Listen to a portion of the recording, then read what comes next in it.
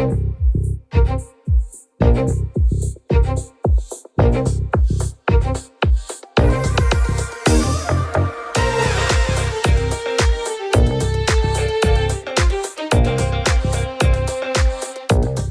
to Super Entrepreneurs Podcast. Today we have with us Anthony Hughes. How are you, Anthony?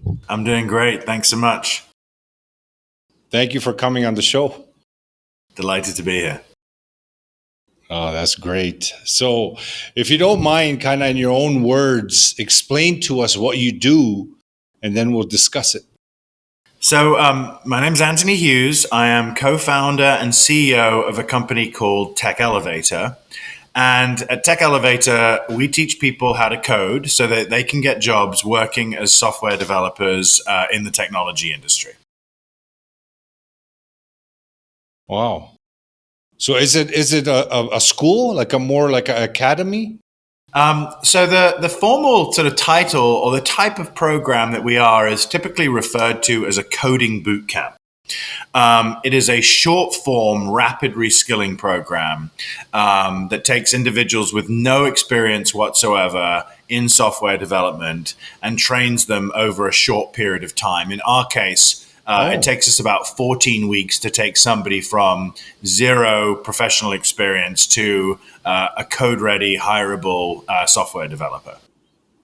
Hirable? Hirable, yes. In fact, that's very much the focus of what we do. We have the highest job placement outcomes in the country of any program of our kind.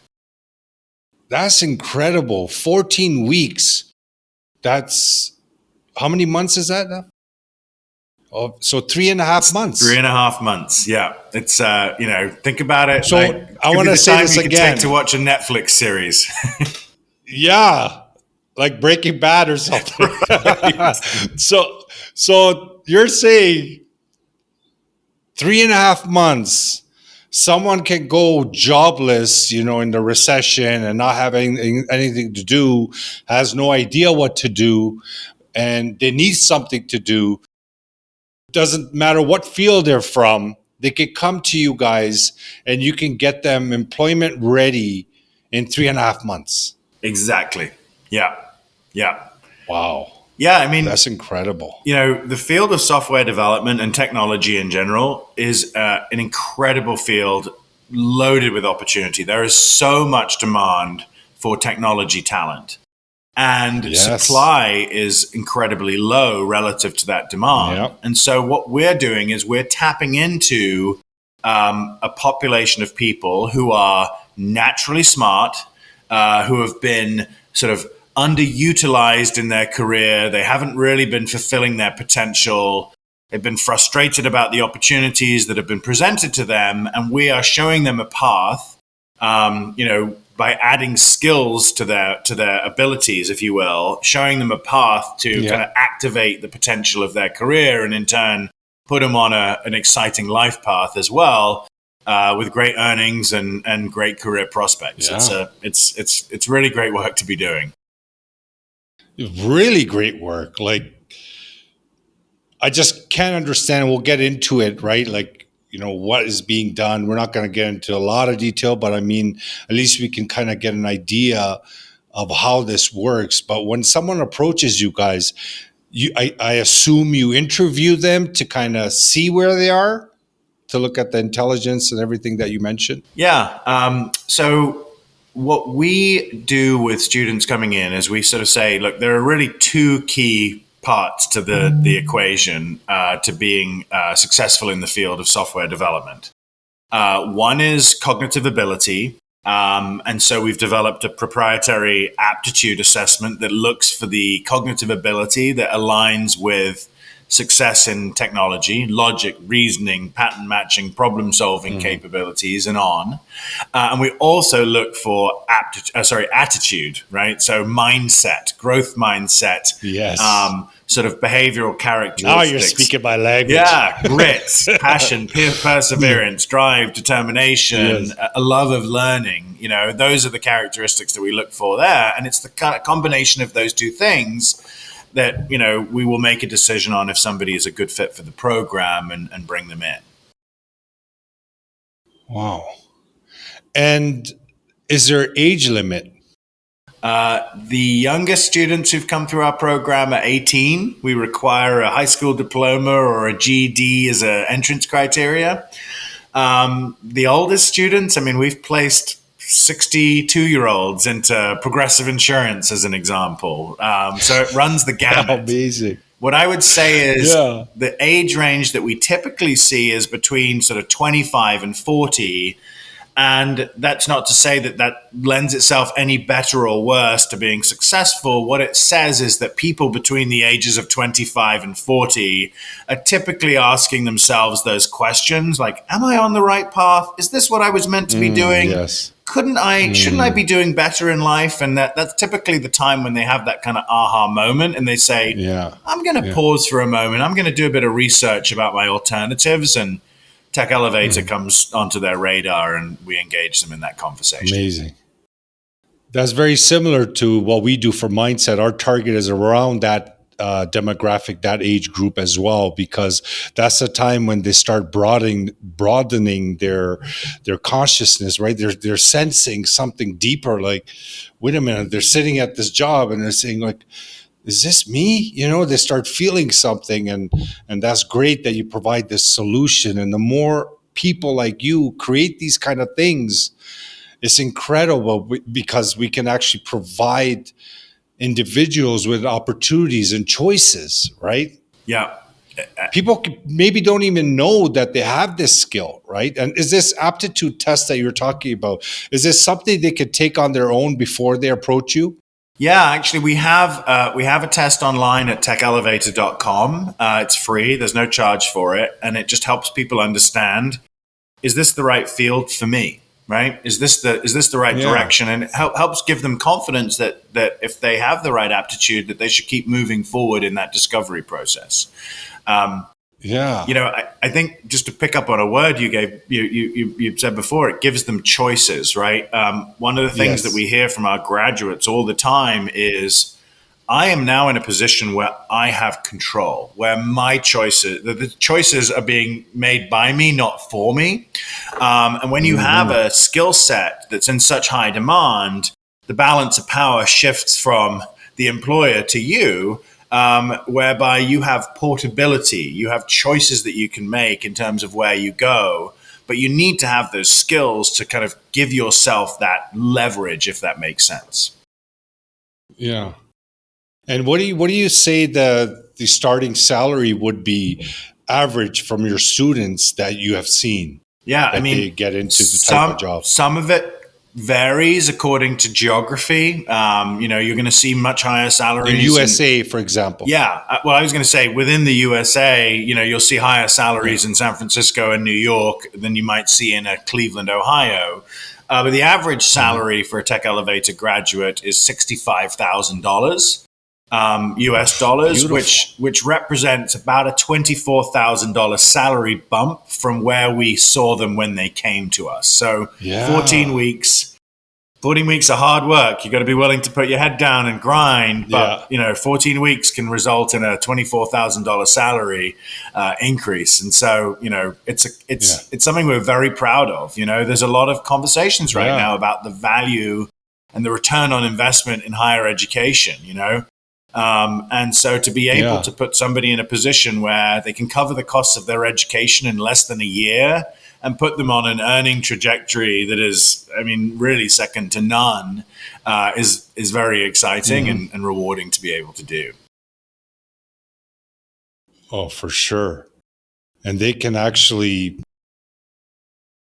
do a lot of things with this, right? It doesn't really have to mean that they get employment. They could initially for 2-3 years for skill development and experience, but they could kind of branch out and go into entrepreneurship, and they could start their own business of some sort in that field. They can do freelancing, right? So if it really depends, like you said, on the mindset. If the mindset is strong and is reconditioned, they can actually do all this, not feel like it's a lot of work, because it's all mindset. When we say it's a lot of work, it's hard work, we're saying it to ourselves. We're limiting ourselves. But if we actually say, and we go into it like, oh man, this is amazing, right? It changes things. At the same way, they could broaden this. And my next question is, do you see some students that take this into entrepreneurship? We do, yeah. We've seen students go into entrepreneurship. We've seen students go into large companies. We've seen students go into startups, and so the journeys vary significantly. As I mentioned before, it gives you a lot of portability. For folks who are thinking about going into entrepreneurship, this is a great path. I always like to say, sort of, if life is a beautiful story and it's going to be made up of many different chapters, right? And if you want to think about how you get to that end goal in mind that you have, that vision you have for yourself in the future, and you want to be a technology entrepreneur, learn the skills, hone the skills at a larger employer so you can build more muscle strength and capabilities, and start to think about what that problem is that you are passionate about, that you want to solve, and then take your skills into entrepreneurship, and you will have had that learning journey, and that transition from where you are today to ultimately where you want to be, with these skills underpinning your ability to do that and your ability to have financial security along the way. Man, I can't even imagine the goodness that's coming your way and has come your way. When people, individuals, and companies do this type of service for others, there's this law or this something, this power, whatever you want to call it. You start experiencing a lot of goodness coming back to you. Do you notice that the more you're helping people, you're noticing your life obviously improving in the financial world, but overall? Oh, I get goosebumps on a daily basis about the Yeah, impact that we're having I on knew it. people's lives. As we've built momentum, in the community that I live in, Cleveland, Ohio, we've changed over 800 lives at this point. As a company, we've got, I think, 4,000 students that have passed through our organization. We've been doing some analysis on it, and we believe that the lifetime earnings impact on an individual will result in a $1.3 million salary lift over the course of their lifetime earnings.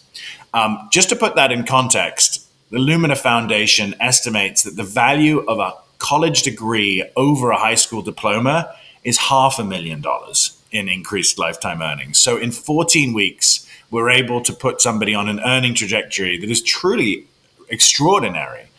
But it is so much more than just the ability to earn. It's all of the good things that come from financial security, from control. And one of the things that I'm addicted to this. I can't get enough of it. I love meeting our alumni. I love hearing about how their lives have changed. Yes, their careers changed, but how their lives have changed. And that just it's a fuel that that it keeps me going and is just Yeah, I love it. it's a form of energy that is just it's hard to Yeah. beat. Like feeling that impact. Yeah. I walked into And a hamburger joint the other day, and a guy recognized my logo on my shirt and, just jumped up and shook my hand. And he said, you don't know me, but I went through your program and I'm a software amazing. developer at this company and it's amazing and I love it. And thank you so much for starting this company. And I'm like, oh, wow, thanks for saying that, So yeah, it is. That's There's a incredible. lot of positivity that comes from the work we get to do. Yeah. Yeah, it's definitely, you said that key word, energy. And even now that I meet you, as soon as we got on the call, you just sense it, especially when you're yourself filled with that energy and you're sensing, you feel goodness, you can easily sense it in the other person. So definitely, you're on the right track. Great work. Another question I want to ask is, individuals that are going to software engineering, for example, spending years getting an education, and then you step in and save, 3.5 months, right? Is there ever an issue on that side when the employer is looking at candidate, for example, someone who has done years of education, someone that's coming from your program? Is there any kind of differentiating factor for them that you notice?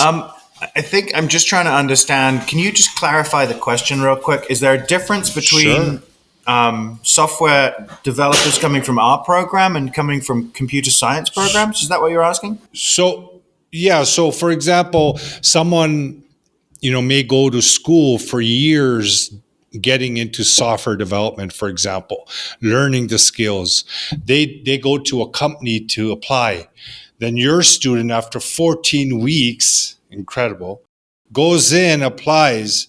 Have you noticed uh, anything from the employer side when they make a decision from these two type of candidates? I think it's a great question. So here's what I will say: Thanks. when we started the company and we went to the first employers, they were like, "It doesn't even resonate. It doesn't sound possible. How can you produce the skills in Oh, they 14 did, weeks?" right? Yeah, Yeah, that's why I couldn't believe it. we were kind of rebuffed, right? Yeah. And we felt it was incumbent on us to start educating. So we educate employers about what they're going to get, about what the students are learning. But ultimately, we say to them, I can tell you how great they are till I'm blue in the face, but you got to try it. You got to taste the product, Yeah, you gotta taste it. Yeah. interview them, talk to them, but you got to hire them. And so, the first hire we placed into a very large, big insurance company, we kind of got a lucky break with that placement because some kid had dropped out who had a computer science degree, and they were like, okay, send us what you got. And we sent him somebody that had worked at Target for 14 years and then came to us. And 2 weeks later, that same hiring person was like, his manager is raving about him. What, have you got any more? And they've now hired 70 of our graduates. Furthermore, Perfect. they did an internal survey and they found that they promote our graduates 4 months faster than computer science grads. Now, here's the rub. Wow. We are not the identical equivalent. We're not taking 4 years of computer science material and cramming it into 14 weeks.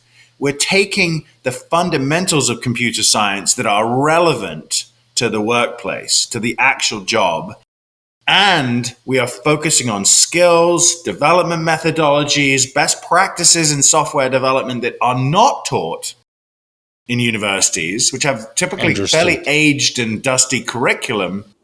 We're teaching things that are going to set folks up for success. And on top of that, so they take the skills that are relevant to the workplace, so they're already valuable and more valuable practically from day one, right? We're not teaching them the theory of architecture. We're teaching them how to lay bricks, And then we're also taking individuals who are, to your point, they have that growth mindset. They have appreciation. They have gratitude. They have hunger.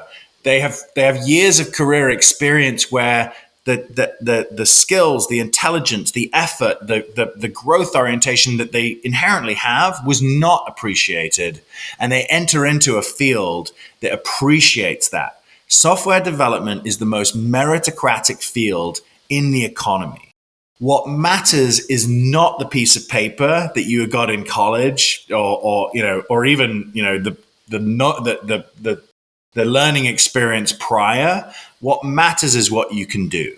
So you will go to Uber or Google or Facebook or some other sort of, Duolingo, some cool tech company, and you'll walk into a room where there's tech teams, and you can ask those folks, what did you do before this? And you might find Carnegie Mellon grad sitting with somebody who had an associate's in IT, sitting next to somebody who was completely self-taught, and they respect each other not because of the pieces of paper, but because of what they can do and what their potential is to learn, right? And that is why it's such a fantastic field because if I'm in medicine, I might have a different career trajectory if I went to Johns Hopkins than I went to Cleveland State. If I'm in law, I'm going to have a different career trajectory if I go to Harvard or I go to, Ohio State, right? Like the piece of paper goes with you your entire career. In technology, it's all forward looking.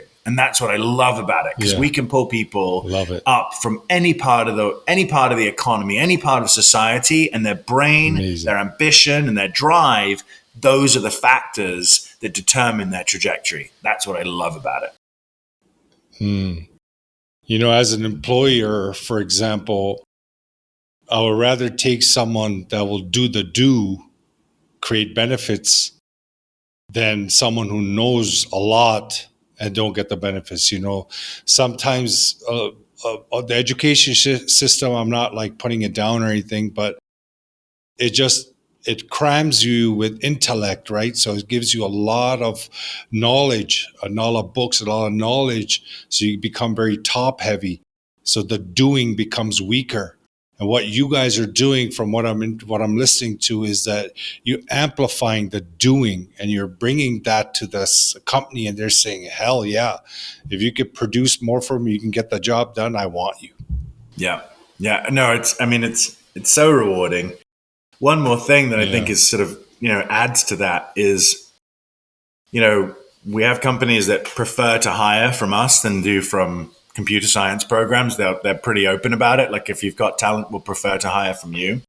The other thing that started happening with us, which was not intended whatsoever, was as we put these graduates into these companies, the companies said, I've got a former barista, a former Uber driver, a former bricklayer on my team, and they're outperforming kids who are coming out of colleges. Nice. And I'm blown away. If you can do that with individuals from our community, what can you do with my employees who are already here today? What can you do with the individuals who are part of my company that didn't have the privilege to go to college, didn't have the foresight or the influence in their lives to choose a computer science degree?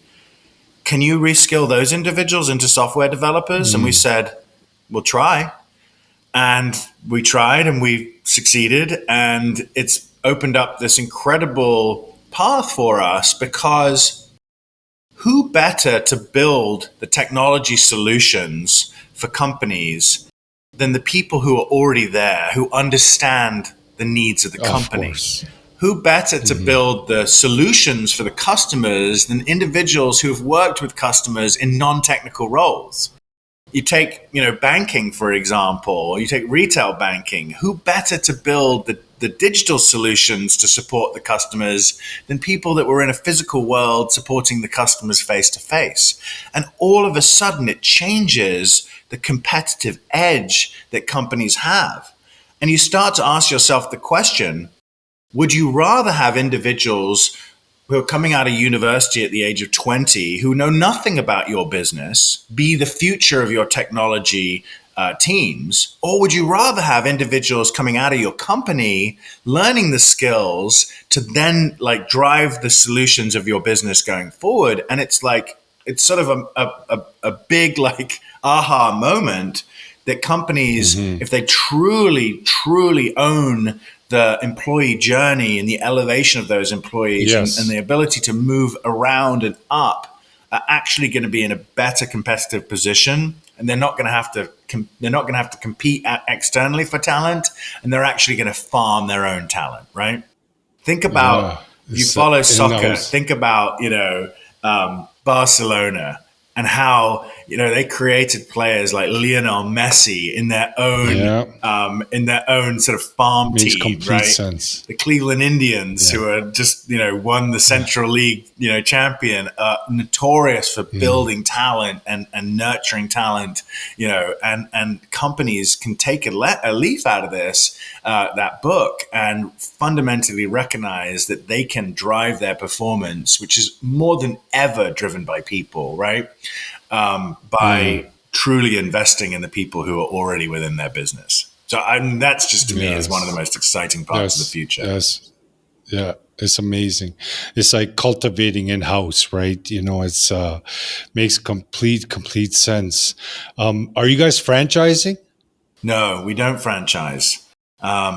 We were approached in the early days to franchise. And the argument was compelling in one way, in the sense that we could open locations really fast.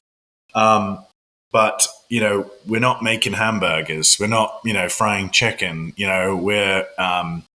we're changing lives. We are stewarding, we are truly trail guides for people's career transformation and life transformation. And for us, that is something that we really need to keep incredibly close, to maintain the quality, to ensure that every single Tech Elevator team member is truly sort of imbued with our culture and that commitment to the student, and losing control of that and and sort of outsourcing or whatever, I'm not comfortable with. Like somebody can flip my burger differently in Anchorage to Key West, but in this case, we are taking somebody and we are their ally in this transformation and crossing this chasm. And so, to me, I'd rather stay small. I'd rather grow slowly and just make sure that we don't compromise the critical importance of that commitment that we have to these students.